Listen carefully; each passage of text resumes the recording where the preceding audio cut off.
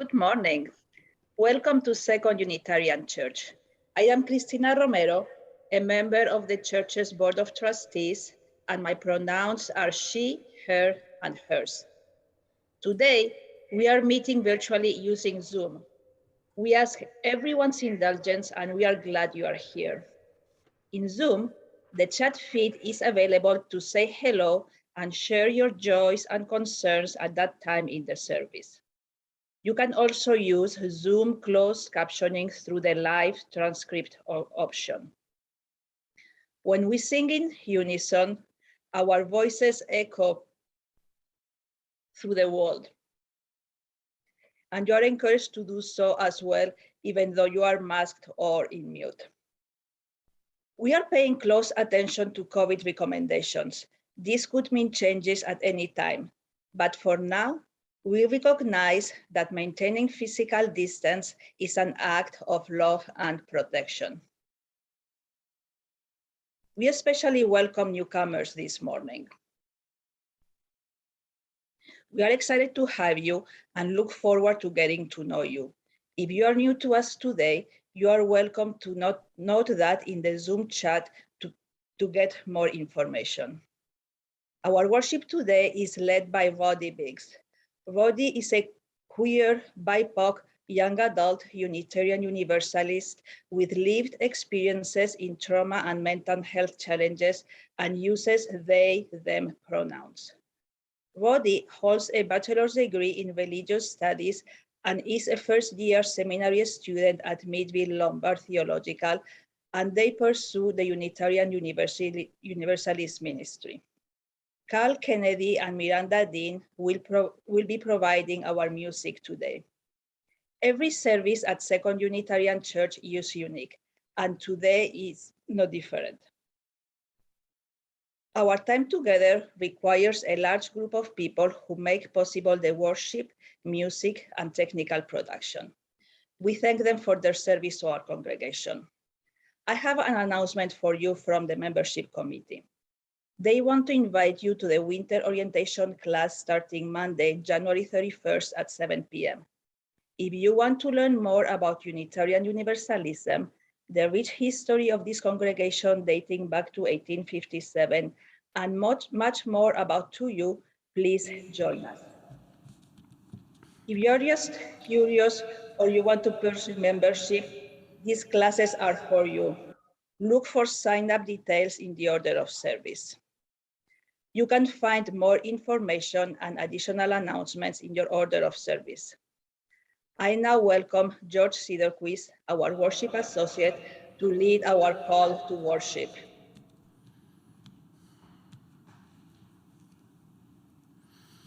Our words come from Reverend Kimberly Ann Carlson.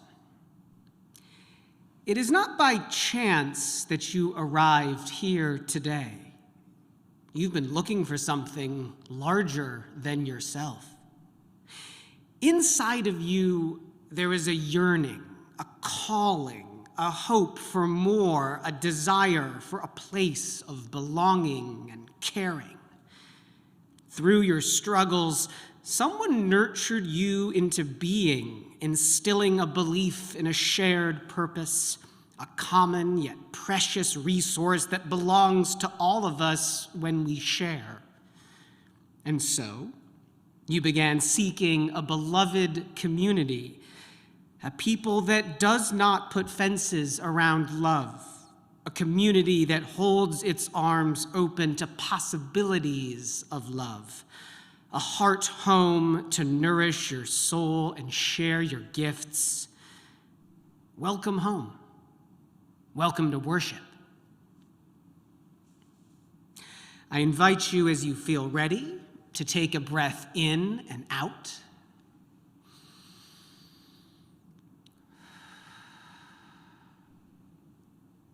As the music begins, let us enter into our service together.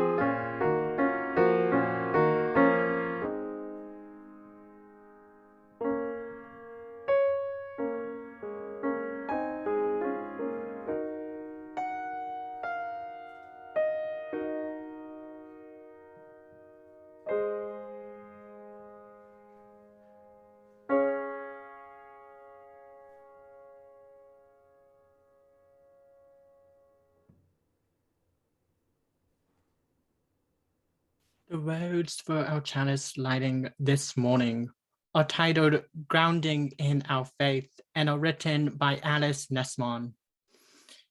In this time of uncertainty, when everything around us is changing constantly, each day, new developments, rising numbers, changing guidelines left and right. When the world we live in suddenly seems upside down and topsy-turvy, we light our chalice to remind ourselves of our grounding in our faith. We remember the flaming chalice came into being as a beacon of hope during World War II, a secret symbol that offered help.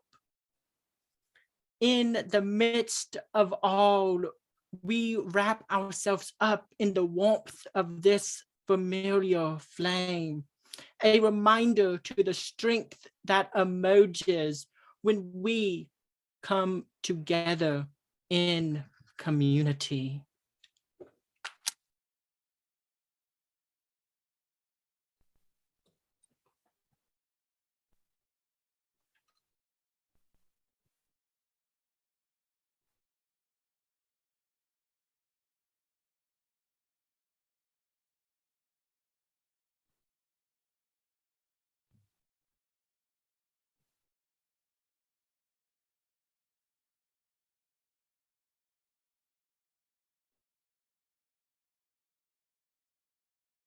And so our chalices are lit.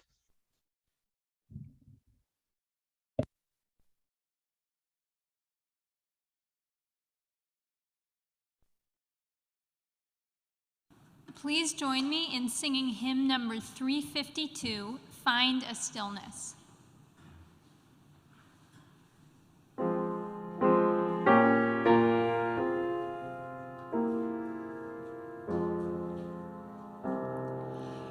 Find a stillness, hold a stillness, let the stillness carry me. Find the silence, hold the silence, let the silence carry me. In the Spirit, by the Spirit, with the Spirit giving power, I will find true harmony.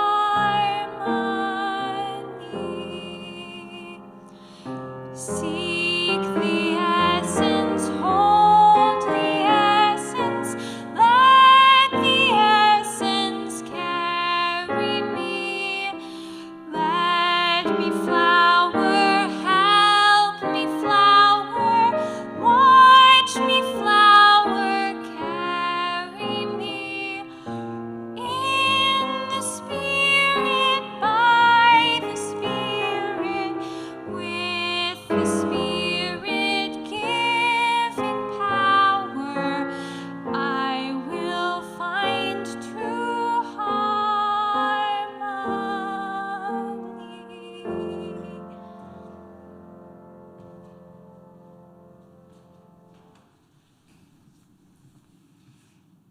Please join me in our words of covenant. The words will be on your screen shortly. Come on. And there they are. We covenant to build a community that challenges us to grow and empowers us to honor the truth within ourselves. We will be generous in our gifts and honest in our communications, holding faithful to a love that embraces both diversity and conflict. Called by our living traditions, we will nurture spirituality within a vision of the eternal, living out our inner convictions through struggles for justice and acts of compassion. Thank you.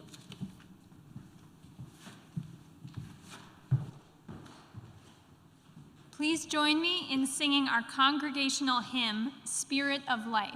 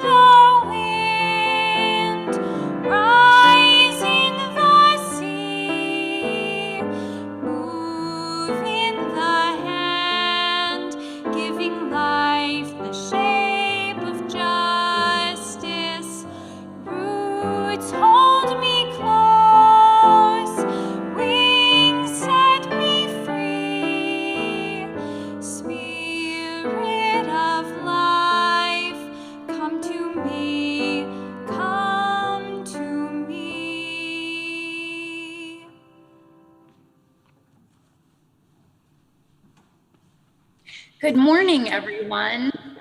Our story today is Frederick by Leo Leone. And this story is about finding all the lights and colors to sustain you during the winter, whether it be real winter or the winter of your spirit. All along the meadow where the cows grazed and the horses ran, there was an old stone wall. In that wall, not far from the barn and the granary, a chatty family of field mice had their home. But the farmers had moved away, the barn was abandoned, and the granary stood empty. And since winter was not far off, the little mice began to gather corn and nuts and wheat and straw. They all worked day and night, all except Frederick. Frederick, why don't you work? They asked. I do work, said Frederick. I gather sun rays for the cold, dark winter days. And when they saw Frederick sitting there staring at the meadow, and they said, now, Frederick? I gather colors, answered Frederick simply, for winter is gray. And once Frederick seemed half asleep. Are you dreaming, Frederick? They asked reproachfully. But Frederick said, oh no, I am gathering words, for the winter days are long and many, and we'll run out of things to say. Next slide, please. The winter days came, and when the first snow fell, the 5 little field mice took to their hideout in the stones. In the beginning, there was lots to eat, and the mice told stories of foolish foxes and silly cats. They were a happy family. But little by little, they had nibbled up most of the nuts and berries, the straw was gone, and the corn was only a memory. It was cold in the wall, and no one felt like chatting. Then they remembered what Frederick had said about sun rays and colors and words. What about your supplies, Frederick? They asked. Close your eyes, said Frederick as he climbed onto a big stone. Now I send you the rays of the sun. Do you feel how their golden glow? And as Frederick spoke of the sun, the 4 little mice began to feel warmer. Was it Frederick's voice? Was it magic? And how about the colors, Frederick? They asked anxiously. Close your eyes again, Frederick said. And when he told them of the blue periwinkles, the red poppies and the yellow wheat, and the green leaves of the berry bush, they saw the colors as clearly as if they had been painted in their minds. And the words, Frederick cleared his throat, waited a moment, and then, as if from a stage, he said, who scatters snowflakes? Who melts the ice? Who spoils the weather? Who makes it nice? Who grows the 4-leaf clovers in June? Who dims the daylight? Who lights the moon? 4 little field mice who live in the sky. 4 little field mice like you and I. One is the spring mouse who turns on the showers. Then comes the summer who paints the flowers. The fall mouse is next with walnuts and wheat, and winter is last with little cold feet. Aren't we lucky the seasons are four? Think of a year with one less or one more. When Frederick had finished, they all applauded. But Frederick, they said, you are a poet. Frederick blushed, took a bow, and said shyly, I know it. Thank you for listening to the story this morning with me.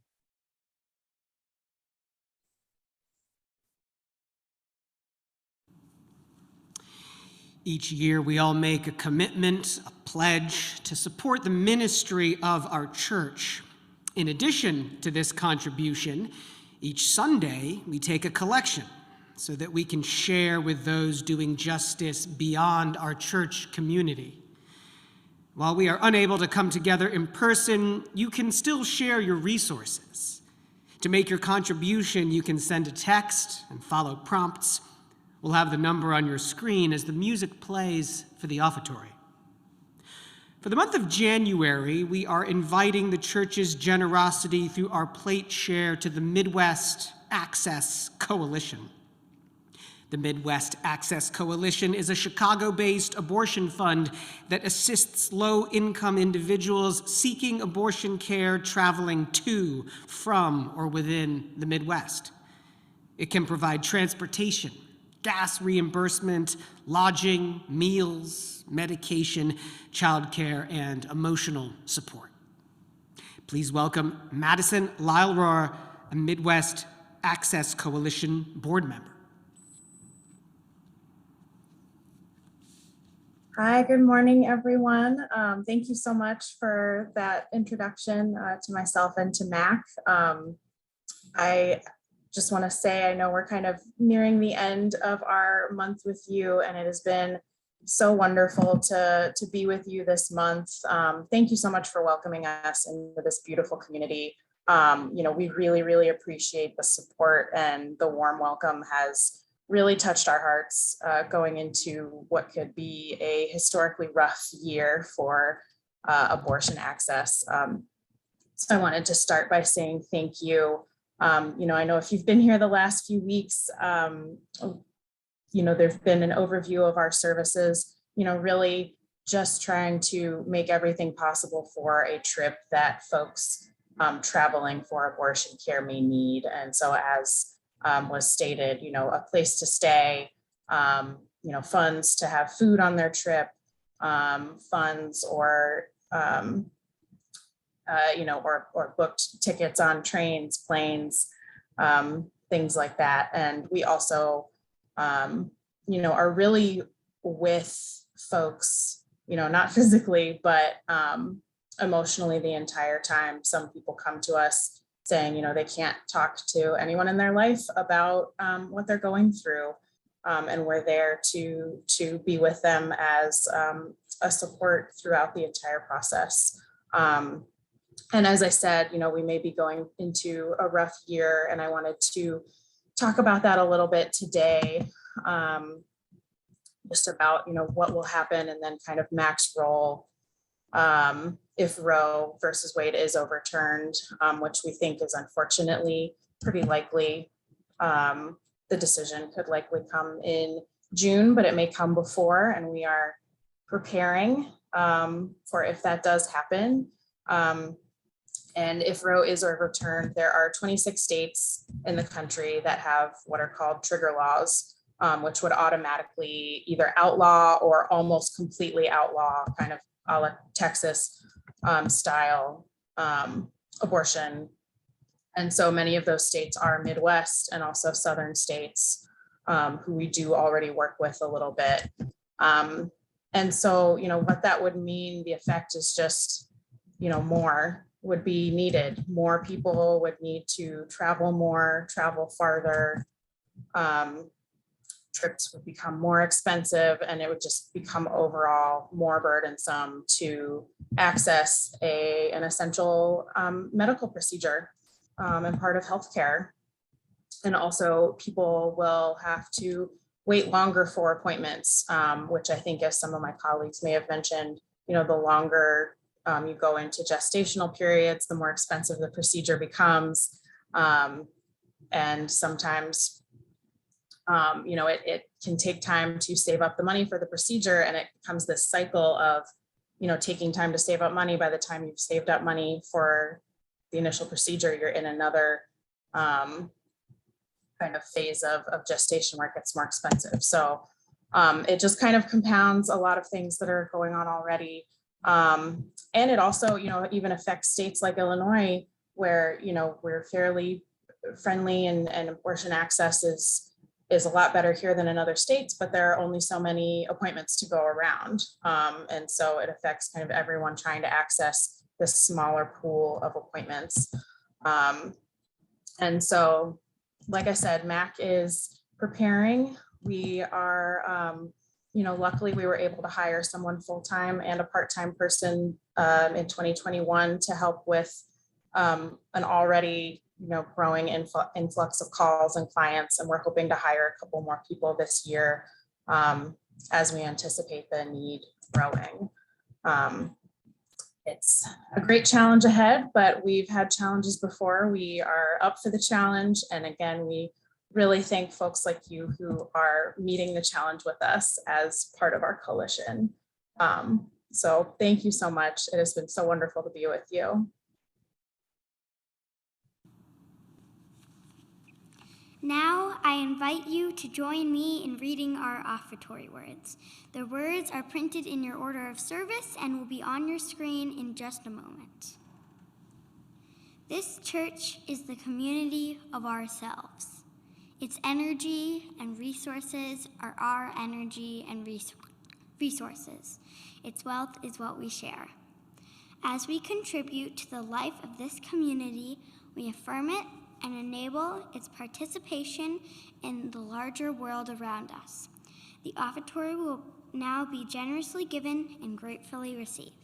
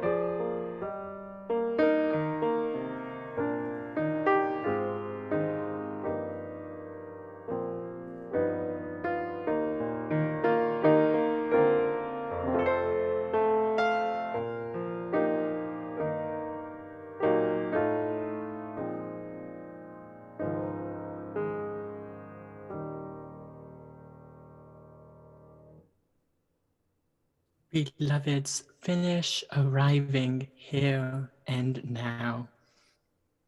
And as you do so, I invite you now into the spirit of prayer and meditation. Let us start by breathing together. Take a breath in and out. My dreams, they matter. Though at times I may forget who I am or who I am becoming, my dreams, they matter. When I make space for all that is, when I move away from that which no longer serves me, when I make space for the new possibilities and circumstances, my dreams do matter. They matter. They hold many truths and many turning points. They matter, though at times I may convince myself that they don't. They do, for they call me back in time and forward still. My dreams matter. They matter as they pull me inward, yet simultaneously push me outside of myself as well. My dreams, they matter as they speak to the breath of love, of pain, of hope that rest deep within the fabric of my blood and bones. My dreams matter as they are connected to the dreams of my ancestors, connected to all who have graced this earth before, and are connected to all who grace it now, and will be connected to all who grace it when we grace this place no more. My dreams, they matter. Your dreams, our dreams, they matter. Our dreams, they matter. They matter. They matter. Ashe, blessed be. At this time, we have come to the point in our service where joys and concerns are shared in beloved community. At this time, George will light 2 candles, one representing the joys and celebrations we are experiencing, and the other representing the concerns and sorrows that we are holding.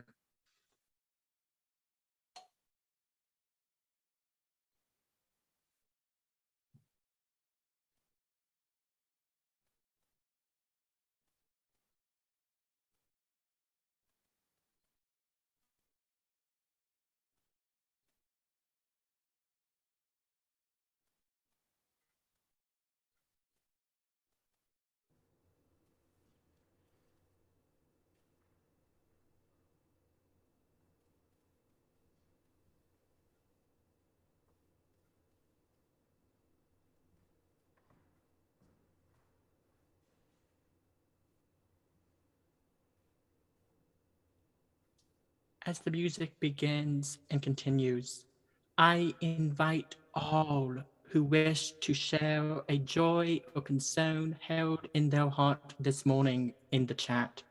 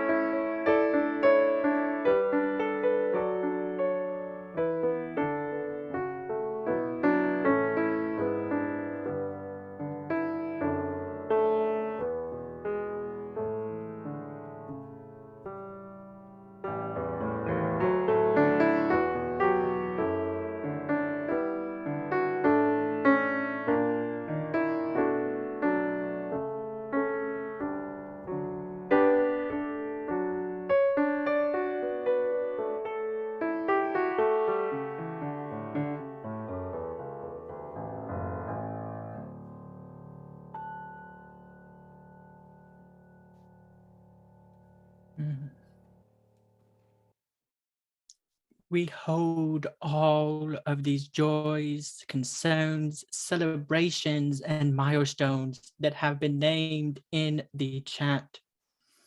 The struggles that are close to our hearts and those too close, too vulnerable to share.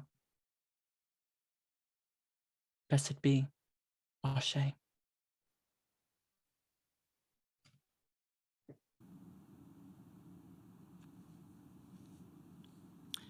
The reading this morning is called Love, and it is by the poet Enfleshed. Love cannot be bought or sold. It does not make a profit. Love does not hide from truth. Love dives deep. Love takes on flesh. Love is queer. Love is platonic. Love is erotic. Love is asexual. Love confronts evil. Love delights in pleasure. Love touches and weeps and flirts and feeds and creates. Love is risky. Love challenges systemic evil in all its forms. Love is simple, but not easy. Love is collective. Love rises up. Love apologizes. Love believes. Love corrects. Love holds accountable. Love pays reparations. Love heals. Love tells its story. Love embraces everyone, every creature, every creation. It knows us intimately. It holds us collectively. Love transcends every boundary that seeks to confine it. It will not tolerate violence in its name. It does no harm. It only sets free. Let us hear our anthem.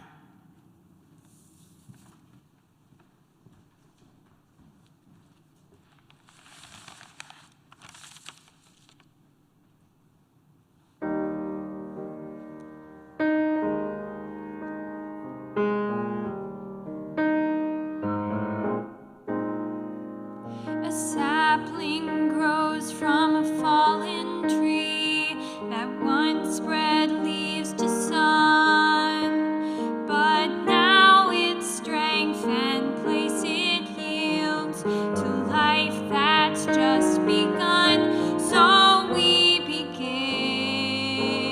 again. It's time to begin again.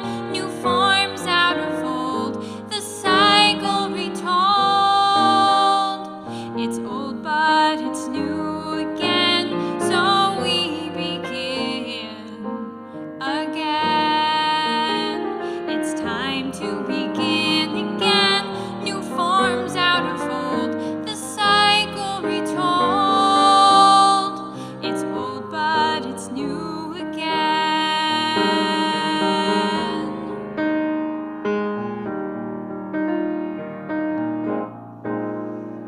I've never walked this path before, and yet it's mine, I know.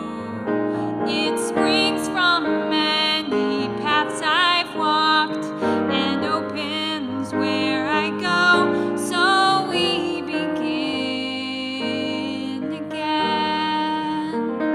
It's time to begin again. New forms out of old, the cycle retold. It's old, but it's new again. So we begin again.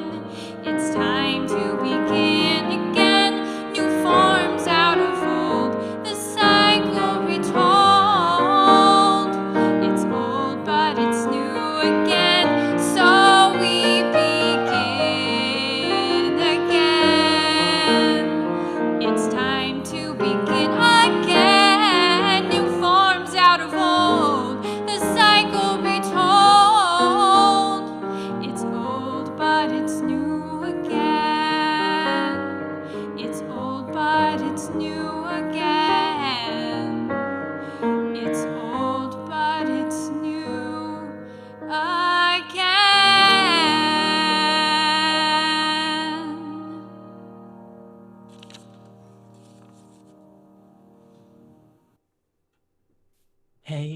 Amen to that.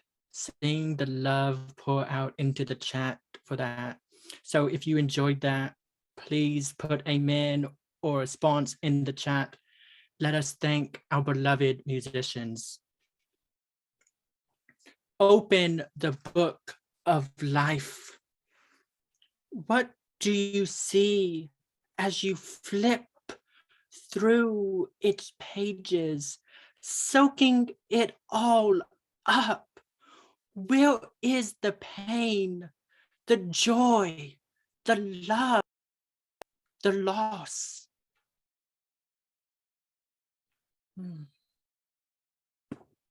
Close it tight. Hand over your heart and pause. Take a breath. Then open the book once more. Pause again and begin again in love. Just shy, coming right up on 2 years in a global pandemic. Many of us have fears and pains and uncertainties in our bodies.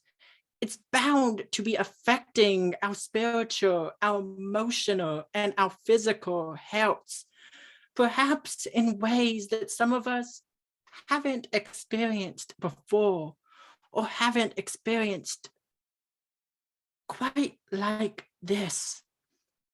So today we explore those areas of our lives with topics of mental health, self-care, spiritual well-being, liberation, and world transformation as we, a community of faith, begin again in love when we choose to take care of ourselves and each other in new and profound ways, grounded in our spiritual practices, in our communal natures, and in our theological roots as Unitarian Universalist in the 21st century.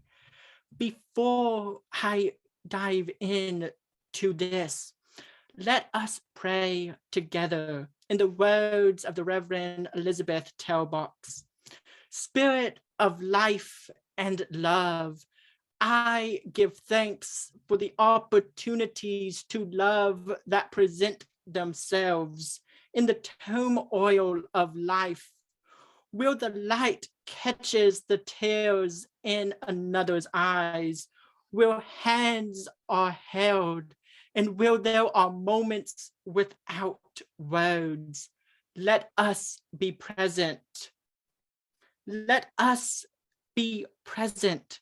Let us seek to be present to one another's pain, to bathe one another's wounds.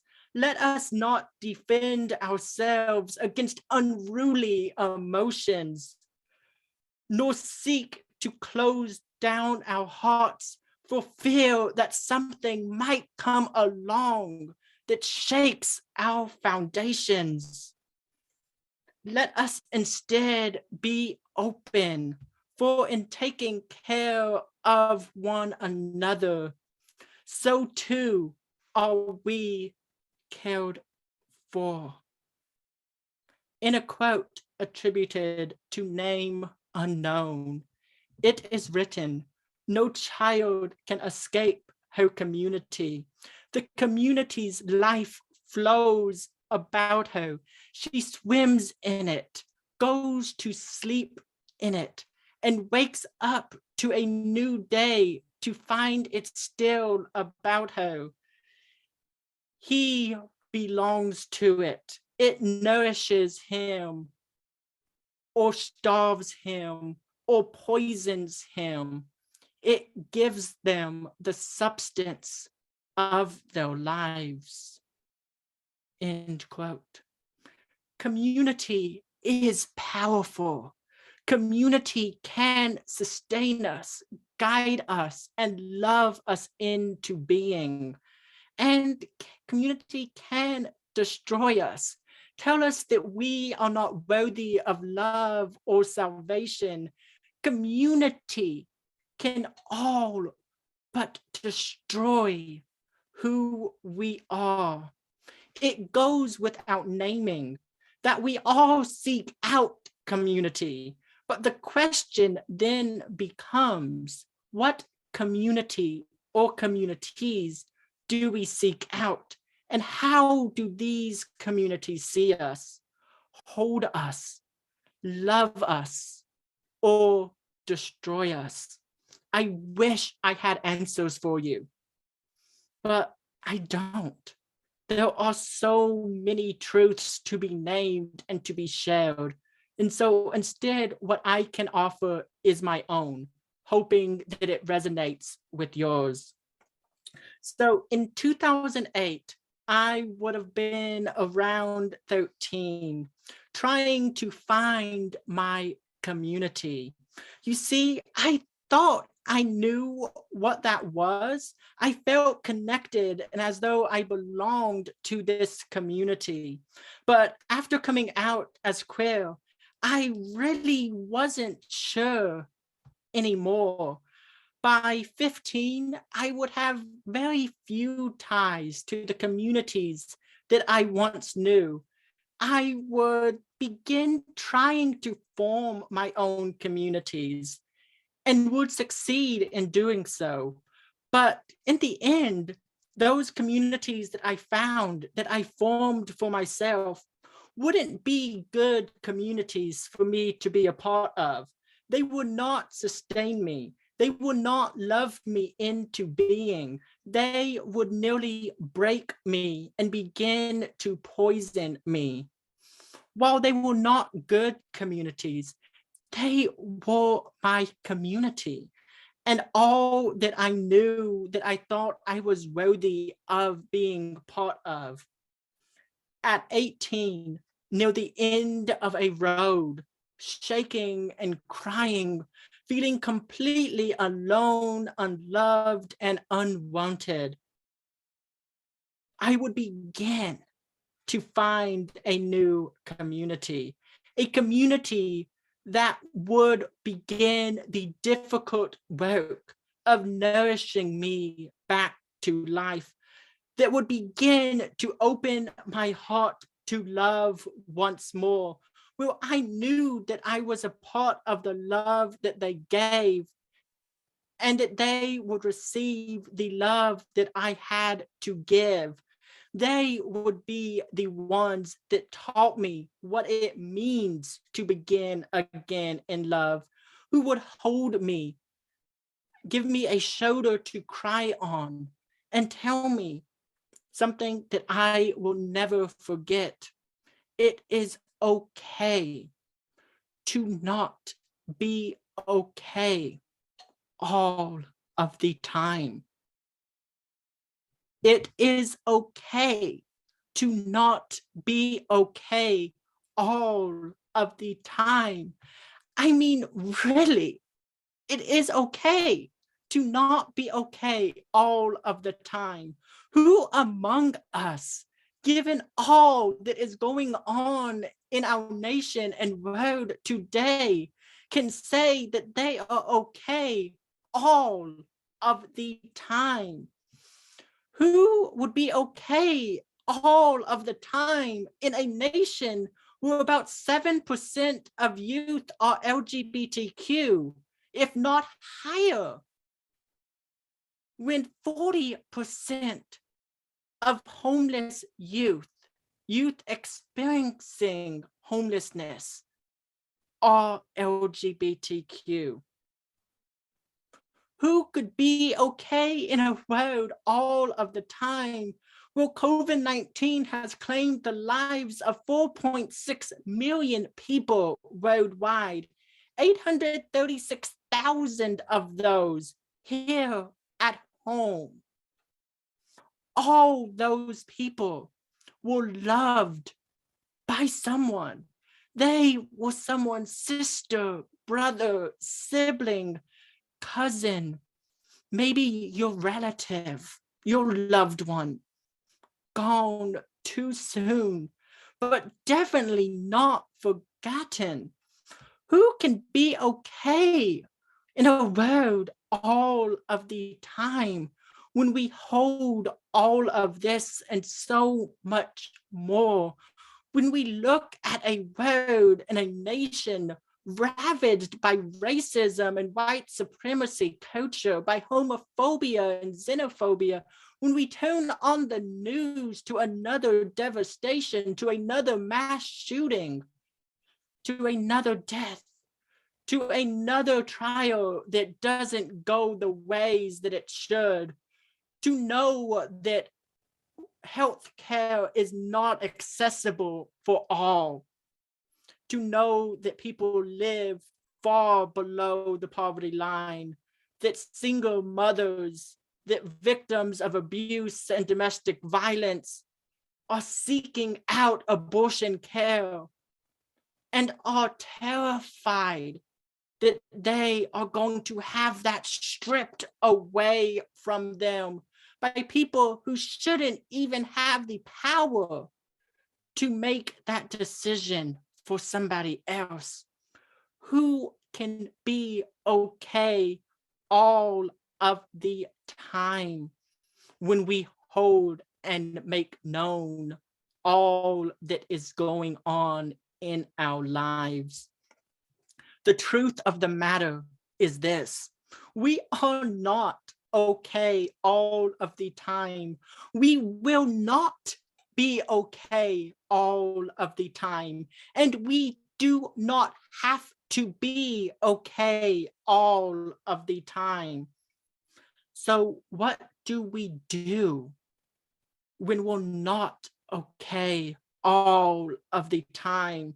What do we do when we're struggling, when we're at the end of our road with nowhere left to turn, feeling completely alone? What do? We form communities, hopefully ones that sustain us, ones that nourish us and do not starve nor seek to poison us, ones that give us the substance of our lives, that allow us to create and cultivate healthy relationships, ones that teach us what it means to begin again in love. Beloveds, as I said, I do not have answers for you this morning. As much as I wish that I had a magic wand that I could wave and make it all be okay, I can't, nor would I. For it is truly okay to not be okay all of the time. We seek out communities that love us, sustain us, guide us, nurture us into being, that give us the substance of our lives. Communities like Unitarian Universalism, communities like those that so many of us are a part of.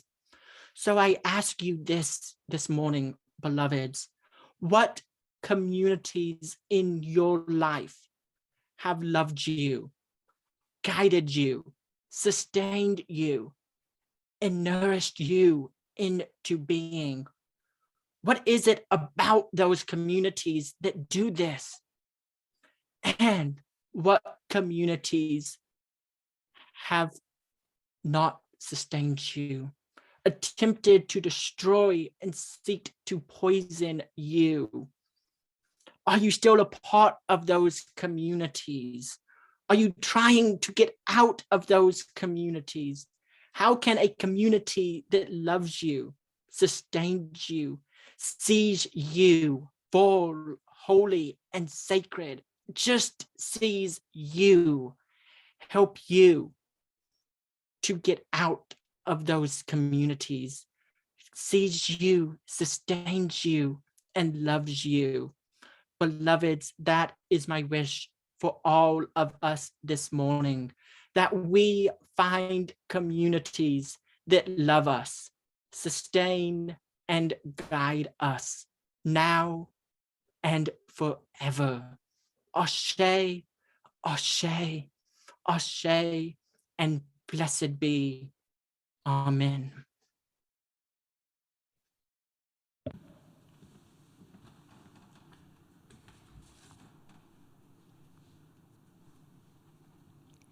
Please join me in singing hymn number 1031, Filled with Loving Kindness.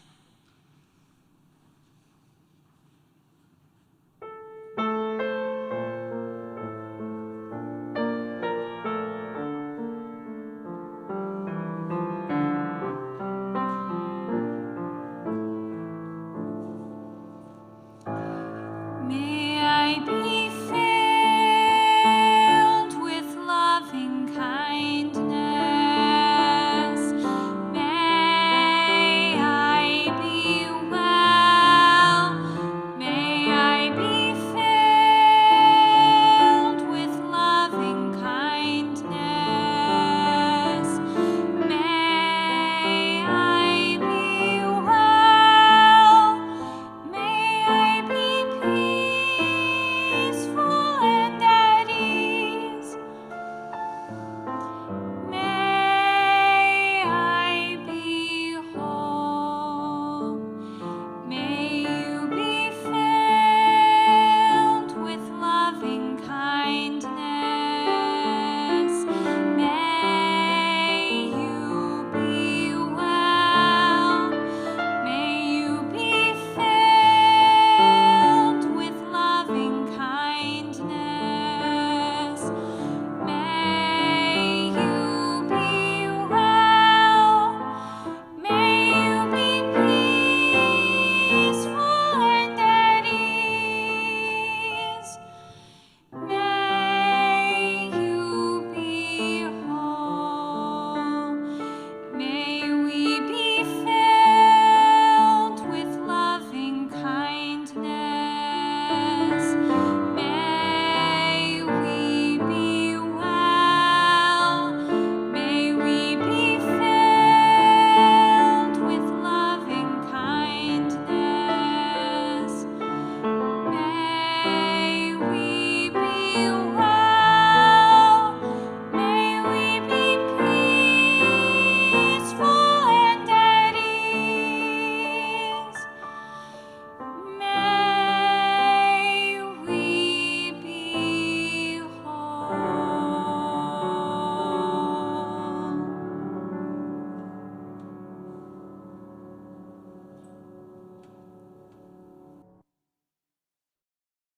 Beloveds, our closing words and benediction this morning. A poem I wrote a few days ago, slightly different from what I originally planned to give, but the Spirit told me this is what needs to be said this morning after reading the chat a moment ago. We need a wrecking ball for the soul. A wrecking ball for the soul which shadows all our expectations. A wrecking ball for the soul which demands that we surrender sense of all control. A wrecking ball for the soul which stirs within us all the greatest of frustrations. We have faced many tribulations. We have had many a deliberation. We need a wrecking ball for the soul. We have missed many an invitation. What is our hesitation? Are we so afraid of the altercation? We need a wrecking ball for the soul, calling us to create the greatest of transformations. The world is dying. Our people are crying for liberation and salvation. We need a wrecking ball for the soul, which shatters the walls built around hearts. A wrecking ball for the soul, which shatters the false accusations and conditions. A wrecking ball for the soul, giving way to new beginnings, calling us forward towards incredible life-giving transformations. Beloveds, this service is over. May yours continue on in service to yourself and one another. Ashe and amen.